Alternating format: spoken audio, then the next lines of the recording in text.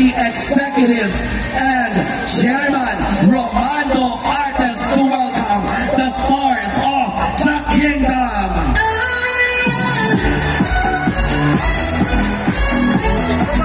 At ngayon, at tinatawagan ko rin po ang iba pa pong mga executives ng Metro Manila Film Fest para sabay-sabay po natin i-welcome ang The Kingdom.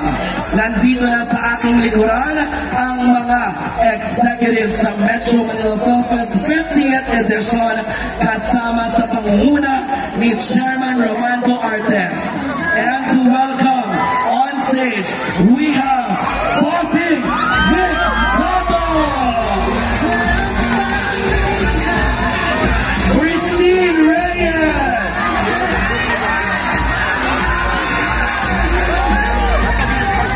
Sue Ramirez, Cedric Juan, Mark Rivera,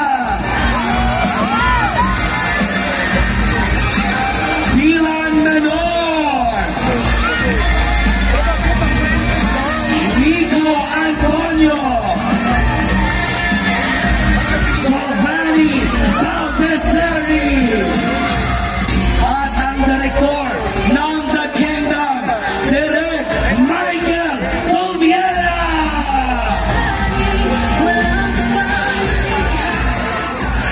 Siyempre, tatabihan ko na po agad-agad.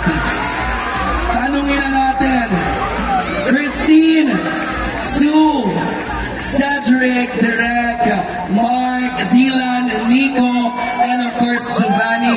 At siyempre, Bossing Vic Soto! Sabay-sabay! Bossing! Bossing! Bossing! Bossing! Bossing! Bossing! Bossing!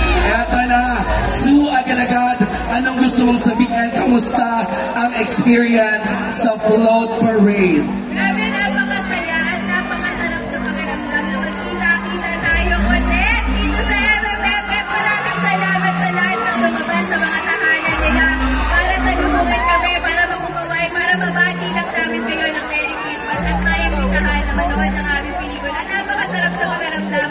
Ang sarap niyo namang magmahal. I love you, Sue! Sana panoorin niyo unang-una ang The Kingdom sa December 25 na po. Maraming salamat, Sue Ramirez. Ngayon naman, pakinggan naman po natin, Miss Christine Reyes. Anong papanoorin natin sa December 25? Sabihin natin sabay-sabay, The Kingdom!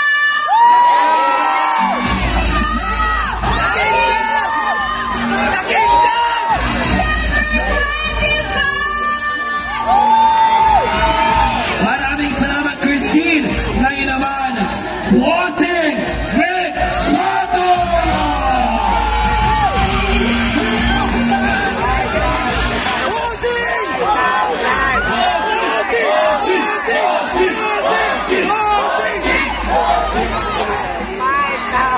Hi, fans!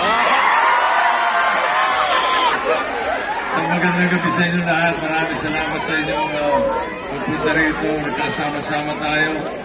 At ngayon pa lang, sa ngalan ng aking partner na si Piolo Pascual, binabati ko po kayo ng isang Happy Christmas. Merry Christmas! Gawin natin mas merry ang ating Pasko. Dahil magsisimula na po ang Metro Manila Film Festival 50th anniversary, kaya special to. Kaya naman kami, special ang pong hinanda namin sa inyo. Iniimbitahan ko po kayong pumasok sa The Kingdom sa Pasko. Maraming salamat po. Merry Christmas.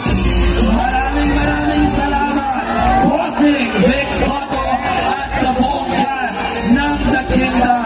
Manileño at Manileña, handa na ba kayo sa The Kingdom? At dahil handa na tayo lahat, eto na po ang pasilip sa epic story of The Kingdom. Sabay-sabay po na Panoorin ito.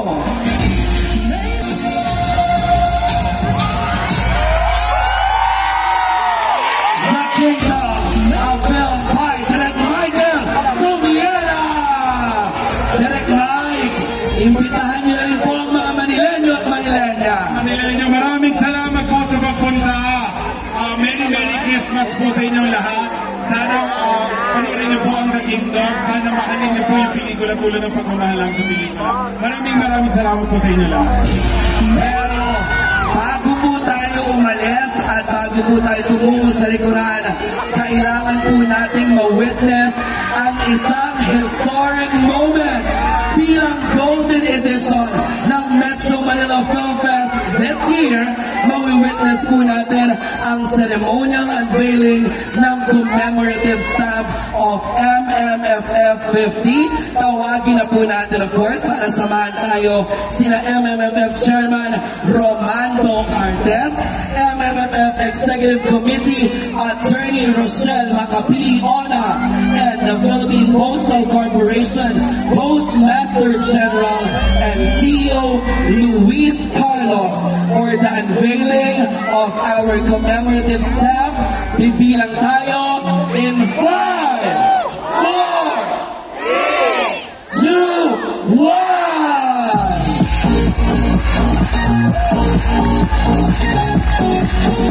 At dahil ayan po ang ating commemorative stamp, Chairman Artex, and to all the executives, kayo na po ang mag-award nito sa ating The Kingdom movie. Palakpakan natin, Manilenyo at Manilenya! Napakaswerte ng The Kingdom. Bilang kayo ang first film, may special gift din sa inyo.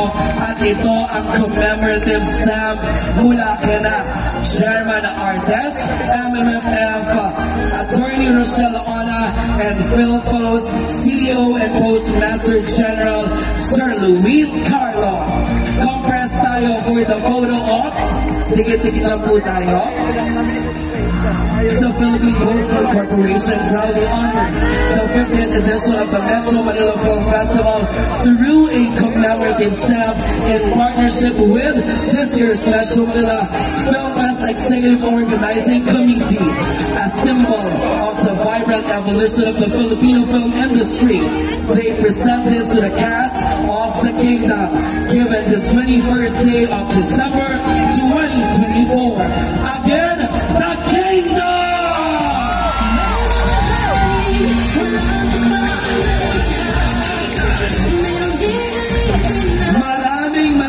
Maraming salamat sa ating mga executives